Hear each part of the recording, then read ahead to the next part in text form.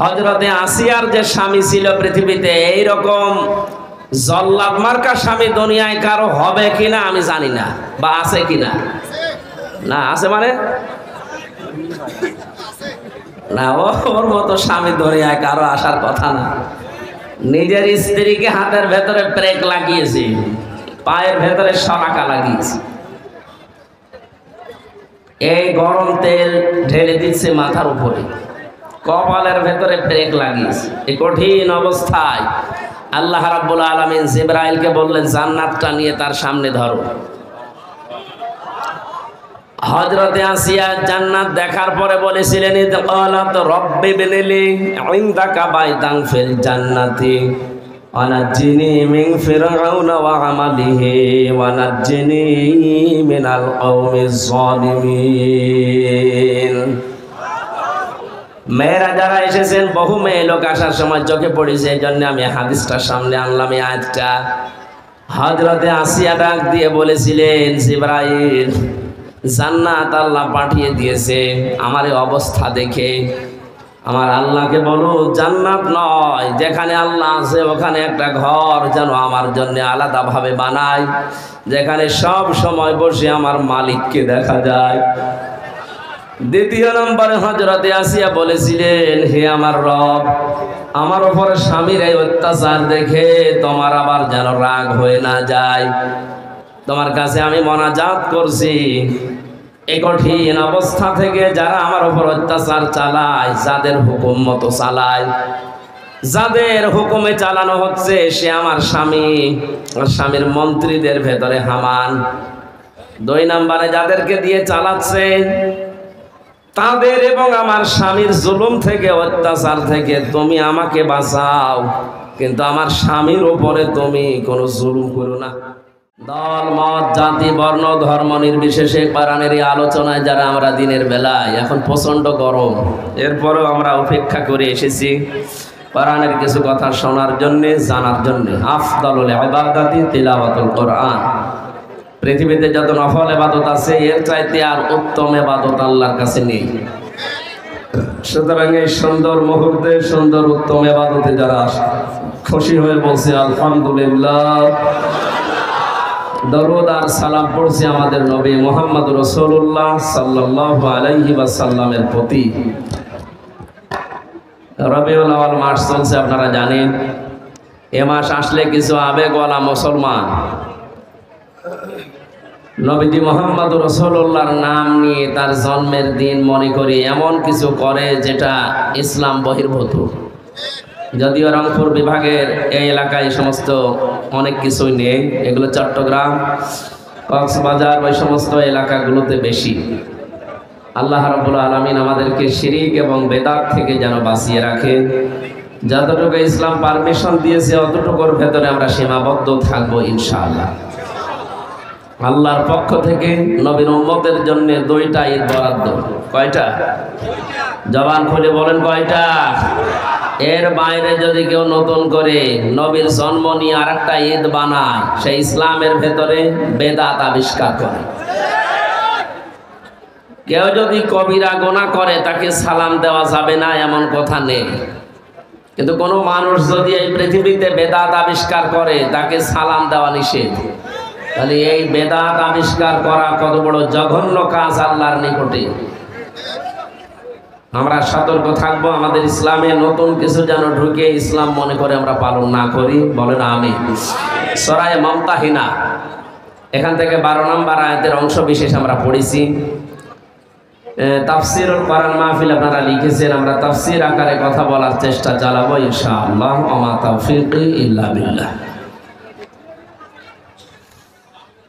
সম্মানিত ভাইরা, আমরা একটা নতুন স্বাধীনতা যেহেতু পেয়েছি, এই জন্য শুকরিয়া আদায় করছি, কারণ নিয়ামত এটা কি?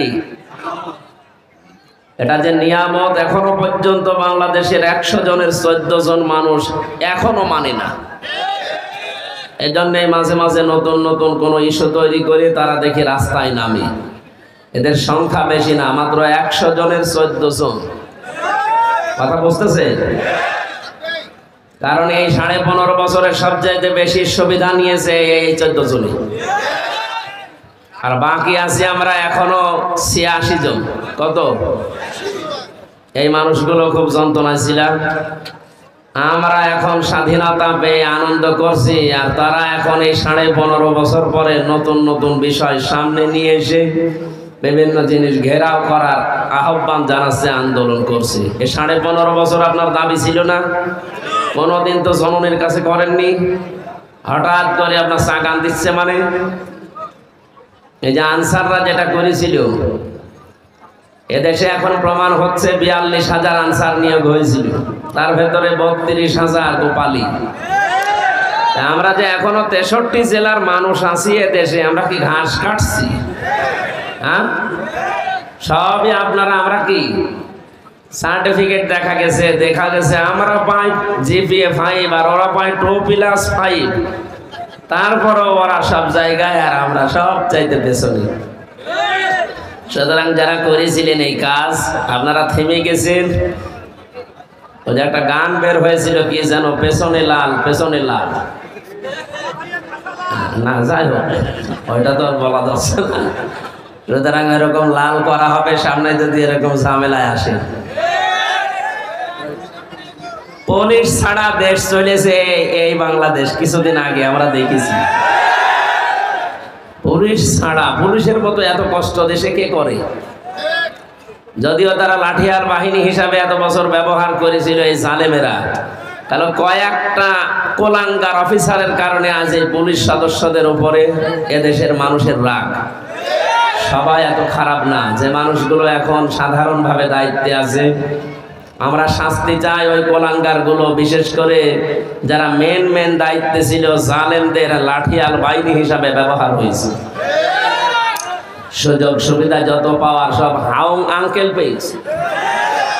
কি আঙ্কেল? হাউং আঙ্কেল। আর মরেছে এরা। সুতরাং পুলিশ ছাড়া দেশ চলতে পারে, এটা প্রমাণ হয়েছে। আনসার ছাড়া দেশ চলবে 1 আর 2।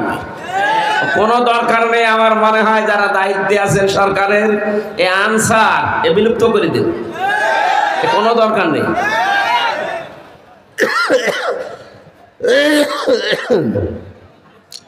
এই নিয়ামতটা পাওয়ার পরে এখনো পর্যন্ত 100 জনের 14 জন ছাড়া খুশি হতে পারেননি। আপনি আবার কবে কি পেলে খুশি হবেন বলেন? দ্বিতীয় নম্বর, 100 জনের 28 জন মানুষ এখন অনেকে এই খাবো সেই খাবো এই মন মানসিকতা নিয়ে এগিয়ে যাচ্ছেন। আপনারা থামবেন। থালা এখনো আপনি হাতে পাননি, কথা বুঝতেছেন? 100 জনের 58 জন মানুষ চাইছে এদেশে আল্লাহর বিধান কায়েম হোক। আমি 100 জনের একটা জরিপ পেলাম, আন্তর্জাতিক একটা জরিপ পেয়েছি, এইটা উপস্থাপন করলাম। 100 জনের 14 জন এখনো পর্যন্ত জালেমদের পক্ষে সাফাই গাচ্ছে। কথা বলে না কেন? 100 জনের 28 জন এরা আগস্টের 5 তারিখের পর থেকে হাও খাওয়া আরম্ভ করিস, যেখানে যা পাচ্ছে বাবা শাহজালাল সব হালাল, এভাবে আরম্ভ করিস না। আপনারা থামবেন ভাই। বাকি 100 জনের 58 জন, তাদের যে চরিত্র এখন আমরা দেখতে পাচ্ছি, এই মানুষগুলো কারো বাড়িতে আক্রমণ করেনি, কারো দোকানপাট লুট করেনি। এই 58 জনের ভেতরে যারা শামিল, এদের ভেতরে বেনামাজি নেই, সুদখোর নেই। এই কথা বলেন না কেন? এদের ভেতরে দুর্নীতিগ্রস্ত কোনো মানুষ নেই, বেপরদা মানুষও নেই। অ্যাক্টিভ ভাবে যারা চায় এদেশে একামতে দিন কায়েম হোক, তাদের ভেতরে আপনি বেপরদা পাবেন না। কয়েকদিন আগে আমার শপথ ছিল, কেন্দ্রীয় মেহমান এসেছিল, 120টার উপরে আমার প্রশ্ন করেছে। তার ভেতরে আমার পরিবার নিয়েই প্রায় 20টার উপরে। আমি একজন আলেম মানুষ, সারা দেশে আমি কোরআনের প্রচার করে বেড়াচ্ছি, অথচ এই 120টার ভেতরে আমার মনে হয় 30টা প্রশ্নের জবাব আমার ভালোভাবে হয়েছে, বাকিগুলো হয়নি। এই জন্য আমার ডেট পাল্টিয়ে দিয়েছে। আমার মতো মানুষ যদি এই পরীক্ষায় উত্তীর্ণ হয়ে যেতে না পারে, আপনি টের পাচ্ছেন এই 58 জনের ভেতরে কারা আছে? সুতরাং এদেরকে আপনি দূরবীন দিয়ে অনুসন্ধান করে পাবেন না যে এরা দুর্নীতিগ্রস্ত। স্বপ্ন যেটা আমরা দেখতে চাচ্ছি সামনে,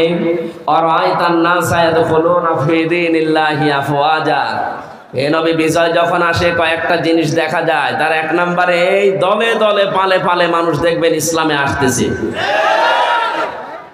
মাত্র 15% মানুষ চাইতো এ দেশে ইসলাম কায়েম হোক আগস্টের 5 তারিখের আগে।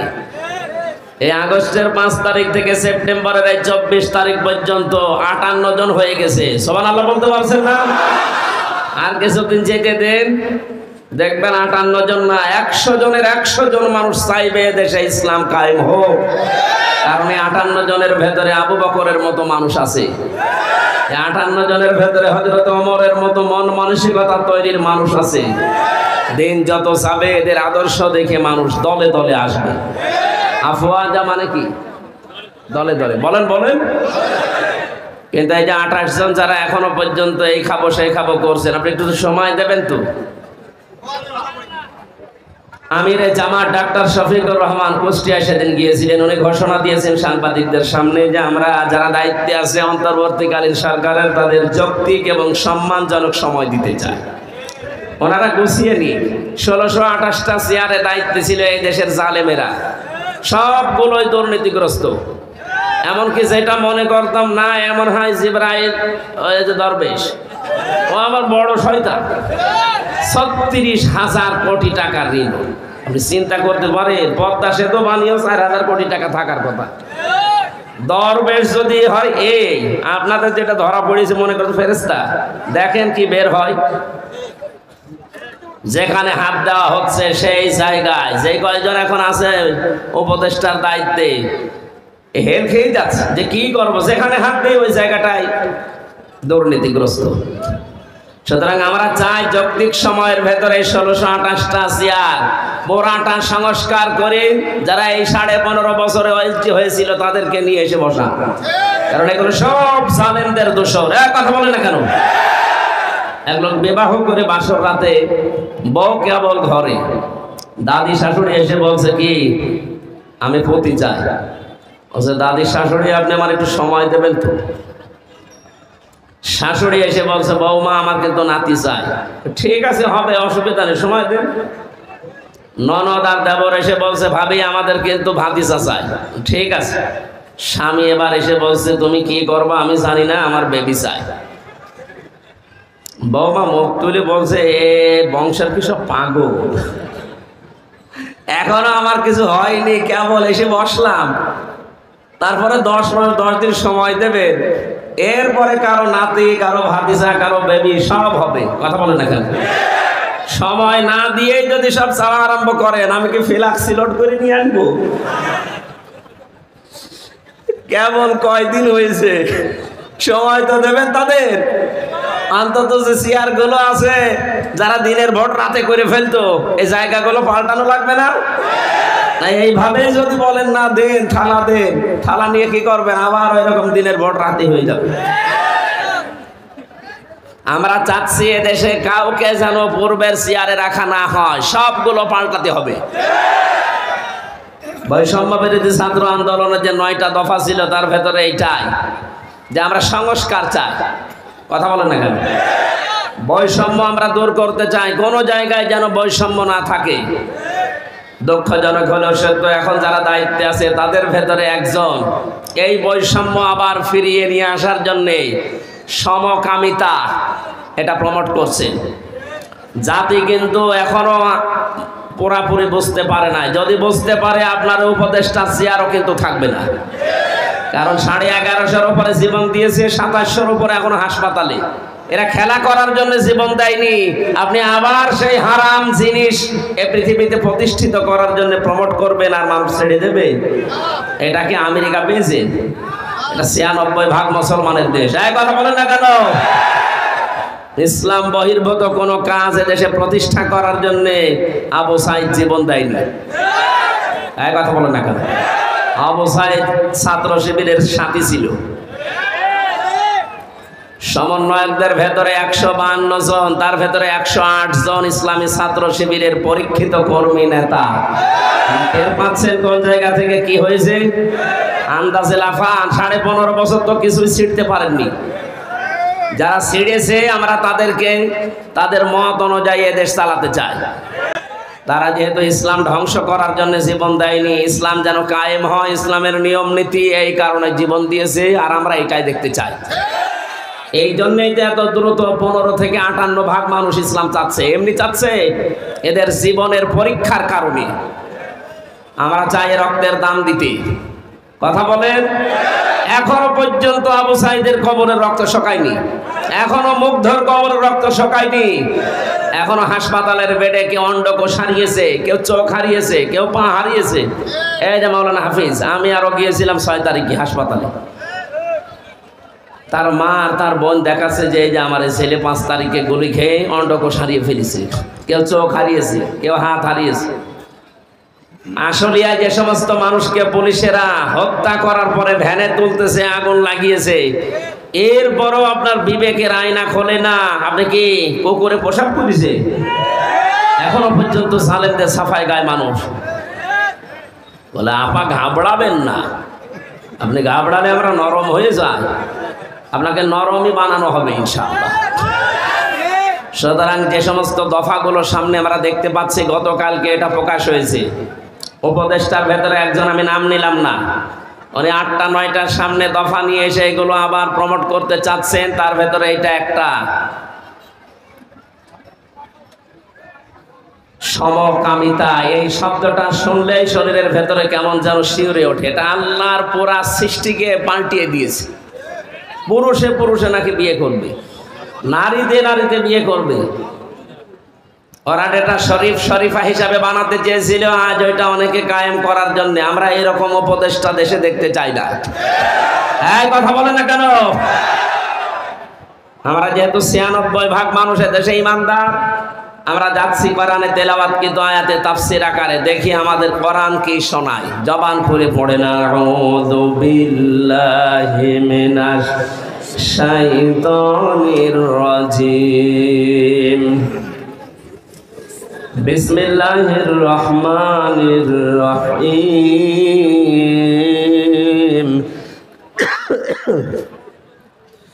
ওয়ালা ইয়াসরিকনা ওয়ালা ইয়াজনিনা ওয়ালা ইয়াকতুলনা আওলাদাহুন্না ওয়ালা ইয়াতিনা বিবহতান। সূরা মুমতাহিনা শব্দের শাব্দিক অর্থ হচ্ছে পরীক্ষিতা নারী। কোন নারী? এই পৃথিবীতে যে সমস্ত নারীরা ইমানের পরীক্ষা দিয়ে উত্তীর্ণ হয়েছিলেন, তাদের ভেতরে 6 জনের নাম উল্লেখযোগ্য। একজন, প্রথম যার নাম পেয়েছি, হযরতে আসিয়া। কি নাম? আরো জোরে বলেন। হযরতে আসিয়ার যে স্বামী ছিল পৃথিবীতে, এইরকম জল্লাদ মার্কা স্বামী দুনিয়ায় কারো হবে কিনা আমি জানি না, বা আছে কিনা। না আছে মানে না, ওর মতো স্বামী দুনিয়ায় কারো আসার কথা না। নিজের স্ত্রীকে হাতের ভেতরে ব্রেক লাগিয়েছে, পায়ের ভেতরে শলাকা লাগিয়েছে, এই গরম তেল ঢেলে দিচ্ছে মাথার উপরে, কপালের ভেতরে ব্রেক লাগিয়েছে। এই কঠিন অবস্থায় আল্লাহ রাব্বুল আলামিন জিবরাইলকে বললেন, জান্নাতটা নিয়ে তার সামনে ধরো। হযরতে আসিয়া জান্নাত দেখার পরে বলেছিলেন, ক্বালাত রব্বি বিনিলি ইনদাকা বাইতান ফিল জান্নাতি ওয়া নাজ্জিনি মিন ফিরআউনা ওয়া আমালিহি ওয়া নাজ্জিনি মিনাল কওমিজ জালিমিন। মেয়েরা যারা এসেছেন, বহু মেয়ে লোক আসার সময় চোখে পড়েছে, এই জন্য আমি হাদিসটা সামনে আনলাম। এই আয়াতটা হযরতে আসিয়া ডাক দিয়ে বলেছিলেন, জিবরাইল, জান্নাত আল্লাহ পাঠিয়ে দিয়েছে। আমার এই অবস্থা দেখে আমার আল্লাহকে বলো, জান্নাত নয়, যেখানে আল্লাহ আছে ওখানে একটা ঘর যেন আমার জন্য আলাদাভাবে বানায়, যেখানে সব সময় বসে আমার মালিককে দেখা যায়। দ্বিতীয় নম্বরে হযরতে আসিয়া বলেছিলেন, হে আমার রব, আমার উপরে স্বামীর এই অত্যাচার দেখে তোমার আবার যেন রাগ হয়ে না যায়, তোমার কাছে আমি মোনাজাত করছি, এই কঠিন অবস্থা থেকে যারা আমার উপর অত্যাচার চালায়, যাদের হুকুম মতো চালায়, যাদের হুকুমে চালানো হচ্ছে, সে আমার স্বামী, আর স্বামীর মন্ত্রীদের ভেতরে হামান, দুই নম্বরে যাদেরকে দিয়ে চালাচ্ছে তাদের এবং আমার স্বামীর জুলুম থেকে, অত্যাচার থেকে তুমি আমাকে বাঁচাও, কিন্তু আমার স্বামীর উপরে তুমি কোনো জুলুম করো না। মা বোনেরা একটু খেয়াল করেন তো, এত বড় কঠিন ভয়ঙ্কর পরিস্থিতিতে এত বড় শাস্তি পাওয়ার পরেও তিনি স্বামীর জন্য বরদোয়া দেননি। নিজেকে বলছেন আল্লাহ আমাকে তুমি বাঁচাও, কিন্তু স্বামীর উপরে গজব দিও না। আর আপনার জীবনে একটু কোনো কষ্টের ভেতরে আসলে আপনি আন্দাজে মুখ ফুটেই বলে ফেলেন যে তোমার বাড়িতে এসে কিছু পেলাম না, আমি মানুষ। আশা করছি আয়াত থেকে আপনি জীবনে শিক্ষা নেবেন। আল্লাহ যেন তৌফিক দেয় আপনাকে, জোরে বলেন আমিন। আরো 6 জনের নাম আছে তাফসিরে, আমরা সবগুলো বললাম না, নামকরণটা বলছি। কেন এ সূরার নাম মুমতাহিনা। নারীরা যখন বিশ্বনবীর কাছে আসতেন, নবীজিকে আল্লাহ জানিয়েছিলেন 6টা শর্ত দেবেন তাদেরকে। তার ভেতরে অন্যতম এই যে আল্লাহর সাথে শিরিক করবা না। এটা যেহেতু কালকে রংপুরে আলোচনা করেছি, এই জন্য ওই পয়েন্টটা আমি আর বলছি না। দ্বিতীয় নম্বর, যারা আমার কাছে এসেছ তাদেরকে আমি শোনালাম ওয়ালা ইয়াসরিকনা, চুরি করবা না।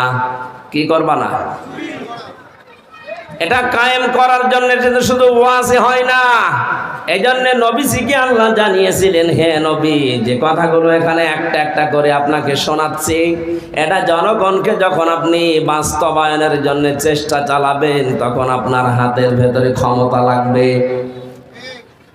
এই জন্য যেদিন তিনি হিজরত করবেন ওই দিন আল্লাহ তাকে শিখিয়েছিলেন যে আপনি আমার কাছে আগে দোয়া করেন, আকুর রব্বি আদখিলনি মুদখালা সিদকি ওয়া আখরিজনি মুখরাজা সিদকি ওয়াজআলনি মিন লাদুনকা সুলতানান নাসীরা।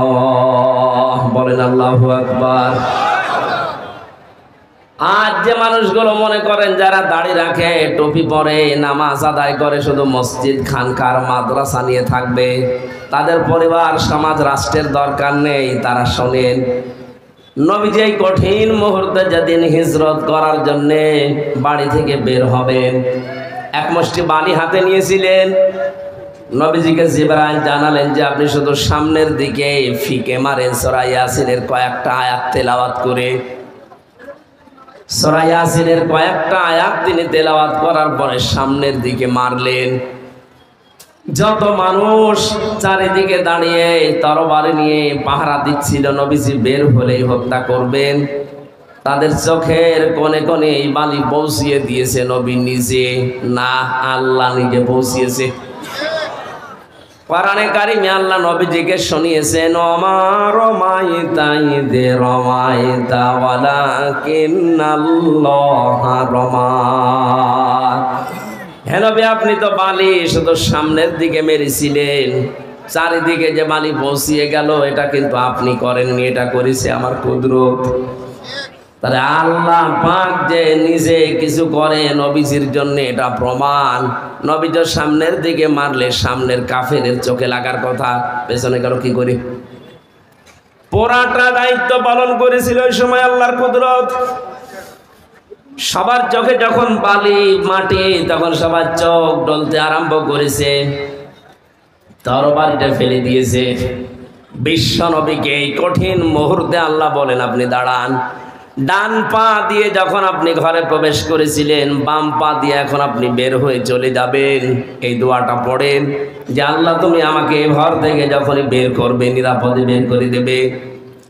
রাস্তায় যতক্ষণ থাকবো আমি যেন নিরাপদে থাকে, এমন এক জায়গায় আমাকে পৌঁছাবে যেখানে পৌঁছানোর পরে একটা রাষ্ট্রীয় ক্ষমতা তুমি আমাকে দেবে, যার ভেতরে তোমার সাহায্য থাকে।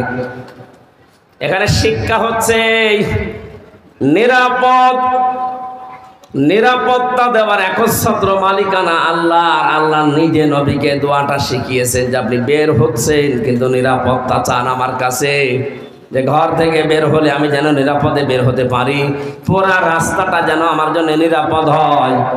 শুধু নিরাপদ হলে হবে না, যেখানে আমাকে পৌঁছাবেন পুরা জায়গাটা আমার হাতে দিয়ে দেবেন, ওই জায়গায় যেন আপনার সাহায্য থাকে। আর 15.5 বছরে যে অবস্থা আমরা দেখতে পেয়েছি, জোর করে যারা ক্ষমতা নিয়ে টিকে থাকার চেষ্টা করে তাদের ভেতরে আল্লাহর রহমত থাকে না। হাদিস আমরা শুনেছি যে জন্মের পর থেকে কোন মানুষ যদি দায়িত্ব চেয়ে নেয়, জোর করে নেয়, আল্লাহর রহমত তার থেকে তুলে নেন। কিন্তু কোন মানুষ যদি নিজে দায়িত্ব নিতে চায় না, আল্লাহ পাকের পক্ষ থেকে আসে, তখন আল্লাহ পাক নিজে তার ভেতরে তার সাহায্য রাখেন।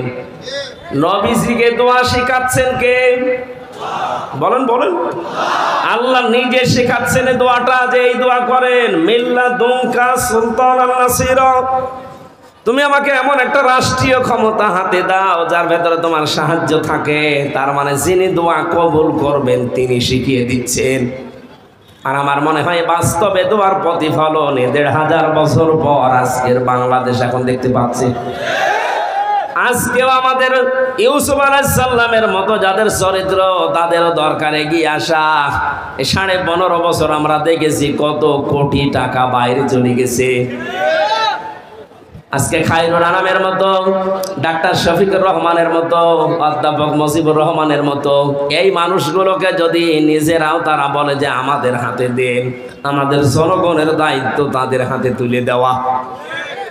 ইউসুফ নবী যেমন বলেছিলেন যে আমাকে দেন খাদ্যের দায়িত্ব, আমি সঠিকভাবে আঞ্জাম দিতে পারবো। খাবারের দায়িত্ব, খাবারের ঝুড়ি যতদিন আবু জেহেলের মাথায় ছিল ততদিন পর্যন্ত জনগণের ভেতরে না খাওয়ার অভ্যাস ছিল। কিন্তু যখনই মুহাম্মদুর রাসূলুল্লাহ এই ঝুড়িটা নিয়ে আবু বকর ওমরের মাথায় তুলে দিয়েছেন, ঝুড়ি একই আছে, শুধু মানুষ পাল্টিয়েছে।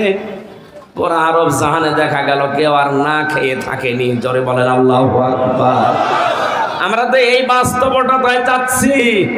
খাবারের ঝুড়ি এতদিন যারা বহন করেছেন, আমরা দেখেছি 10 টাকা আসলে 8 টাকা খেয়ে ফেলেছেন। কথা বলেন না। আমার দাদা আর চাচা মিলে প্রায় 21 বছর চেয়ারম্যান ছিল। বাস্তবতা আমি নিজে দেখেছি। দাদা হয়েছিল হয়তো ভোটের মাধ্যমে, কিন্তু পরবর্তীতে চাচা যে 3 বার এমনি। কেমন করি? এমনি শুধু নৌকা মার কাটা নিয়েছে, শুয়ে আছে ঘরে। সকালে শুনছে যে চেয়ারম্যান। কি গো, সব ফেরেশতারা দিয়ে গেছে। এই জন্যই তাদের চরিত্র সম্পর্কে আমি জানি, দেখেছি। 1 কোটি টাকা যদি খরচ করে 5 কোটি টাকা তারা তুলে ফেলেছে। কিন্তু যে মানুষগুলোর নাম বললাম, অধ্যাপক মুজিবুর রহমানের রাজশাহীর, ডাক্তার শফিকুর রহমান মৌলভীবাজারের, ডক্টর খায়রুল আনাম এই নীলফামারীর, এই মানুষগুলো যদি দায়িত্ব নিতে পারে, এদের তার টাকা নেই যে 1 কোটি টাকা খরচ করবে। আপনাকে চাও হয়তো দিতে পারবে না, বিড়িও দিতে পারবে না, উল্টা করে নিজে তাকে আরো চা খাওয়ানো লাগবে। তাহলে টাকা মারার অভ্যাস আসবে কোত্থেকে? যা বাজেট হবে ওইটা তো খরচ করবে। এর বাস্তব প্রমাণ আমরা দেখেছি সাতক্ষীরা। মুহাদ্দিস আব্দুল খালেক পুলিশ ধরতে গেছে, জিজ্ঞাসা করছে পুলিশ নিজে, যে বাড়িতে আসার সময় দেখে জোয়াল আর নাঙ্গল নিয়ে আসতেছে মাঠ থেকে। বলে আমরা এসেছি এলাকার এমপিকে ধরার জন্যে। কে? আব্দুল খালেক। বলেন চলেন বাড়িতে। বাড়ি দিয়ে দেখে টিনের বাড়ি, চারিদিকে বেড়া দেওয়া। পুলিশ আশ্চর্য হয়ে বলেছে আমরা এই জীবনে প্রথম দেখলাম যে একটা এমপির বাড়ি টিনের, চারিদিকে বেড়া দেওয়া। সেই মানুষগুলোর উত্তরসূরি আজকে কিছুক্ষণ আগে কথা বলেছে, তাদের চরিত্রে চরিত্রবানেরা তারা এখন কবরে আছে। এই মানুষগুলো যদি ওদের মতো আচরণ করে, এদেশে অভাব থাকবে না। নীলফামারীবাসী চুরি বন্ধ করার জন্য কিয়ামত পর্যন্ত যদি এসে ওয়াজ হয়, জীবনেও চুরি বন্ধ হবে না। চুরি বন্ধ করার জন্য মিল্লাদুনকা সুলতানান নাসিরা, রাষ্ট্রীয় ক্ষমতা লাগবে। সামনে সে সময় যেহেতু এসে পড়েছে, আর সুযোগ আমাদের সামনে, এটা যদি হাতছাড়া হয়ে যায় কিয়ামত পর্যন্ত পস্তাবেন। আপনি মনে করছেন না যারাই আসবে ওরা চুরি করবে না? কে বলেছে আপনাকে? কে বলেছে আপনাকে আগস্টের 5 তারিখের পর থেকে বাকি সময় দেখতে পাচ্ছেন না? থালা হাতে না পেয়ে অনেকে শুরু করে দিয়েছে। একটা পরীক্ষা চলছিল, অনেকেই ফেল করে গেছে। এই পরীক্ষায় যারা এখনো পর্যন্ত উত্তীর্ণ হয়ে আছে, পাশ করে আছে, এরপরও যদি আপনার বিবেক না খোলে, বুঝবেন আপনার বিবেক মরে গেছে। কোরআনে কারিমের বিধান আল্লাহ দিয়েছেন খেলা করার জন্য না। আস-সারিকু ওয়াস-সারিকাতু ফাকতাউ আইদিয়াহুমা জাযাম বিমা কাসাবা নাকালাম মিনাল্লাহ। আল্লাহ পাক বলেন, চোর যদি পুরুষ হয় নারী হয়, সাক্ষ্য প্রমাণে যদি ধরা পড়ে তার হাত কেটে দাও। আজ বাংলাদেশে সেই 10 সালে যখন ধরা পড়েছিল, এই যে বস্তা ভর্তি টাকা নিয়ে কালো বিড়াল, এই সময় যদি আমরা হাত কেটে দিতে পারতাম কোরআনের আইন দিয়ে, এই 24 সাল পর্যন্ত আর কেউ চুরি করার সাহস পেত না। এই দরবেশ এত টাকা চুরি করতো না। কথা বলছে না? সুতরাং তোমরা যেন চুরি না করো, এটা শুধু ওয়াজের কাজ না, এটা কার্যকর করে দেখাতে হয়। আরে কার্যকর করতে হলে বিধান নিয়ে যাওয়া লাগবে সংসদে। সংসদে যদি 151 জন আপনি পাঠাতেই না পারেন, কবে এই আইনটা বাস্তবায়ন করবেন? শুধু ওয়াজ করেন, ওয়াজ করেন, ওয়াজ করে করবো কি? আপনি যদি নিজেকেই নিজে পরিবর্তনে নিয়ে আসেন, তাহলে ওয়াজ করে লাভ হবে। আর যদি বলেন যে যা বলছে বলুক গা, শুনে আমি আবার ওই কান দিয়ে বের করে বাড়ি চলে যাবো, জান কিয়ামতের আগে দেশে চুরি বন্ধ হবে না। জেনা যেন না করো। জেনা বন্ধ করার জন্য আজকে যে 9 দফা শুনলাম, একজন উপদেষ্টা দিয়েছে, তার ভেতরে 3 নাম্বার পয়েন্ট এই যে মেয়েদেরকে গর্ভধারণ করতে দেওয়া লাগবে। মেয়েদেরকে বৈধ হোক অবৈধ হোক গর্ভধারণ করতে দেওয়া লাগবে। তার মানে জেনার কারখানা খুলতে চাচ্ছে। এটা বন্ধ করার জন্য ওয়াজে হবে। সব কিছু খুলে রেখে দিয়েছেন। আকাশ সংস্কৃতির নামে কত কিছু আসতেছে। বন্যার পানির মতো ভারত থেকে পিন আপ করা পত্রিকাগুলো আসে। আপনি কি করে জেনা বন্ধ করবেন? কন্ট্রোল করা দরকার স্যাটেলাইট গুলো, কন্ট্রোল করা দরকার এই বন্যার পানির মতোই পিন আপ করা পত্রিকাগুলো। আর এটা করার জন্য শুধু ফোফা দিয়ে হবে না, আইন লাগবে। আর আইন যারা তৈরি করবে তাদেরকে পাঠাতে হবে। আপনাদেরকে আমি খুব সূক্ষ্ম কথা বলছি, হজ না করে আপনি হজের সওয়াব পাবেন, যাকাত না দিয়েও যাকাতের সওয়াব পাবেন, নামাজ না পড়েও আপনি নামাজের সওয়াব পাবেন। সূরা নিসা 5 নম্বর পারার 10 নম্বর পৃষ্ঠা 13 নম্বর লাইনের 85 নম্বর আয়াতে আছে, মাইয়াশফা শাফাআতান হাসানাতান ইয়াকুল্লাহু নাসীবুম মিনহা ومن يشفع شفاعة سيئة يكن له كفل منها وكان الله على كل شيء مقيتا। বলেন আল্লাহু আকবার। রব্বুল আলামিন বলেন, কেউ যদি কোনো ভালো কাজে সুপারিশ করে, সাহায্য করে, সহযোগিতা করে, রায় দেয়, সমর্থন জানায়, ভোট দেয়, ওই লোকটা ভালো কাজ করে যে সওয়াব পাবে, আপনি শুধু রায়টা দিয়ে সেই সওয়াব পাবেন। এই জন্য অনেক হামজা কিয়ামতে উঠে বলবে, আল্লাহ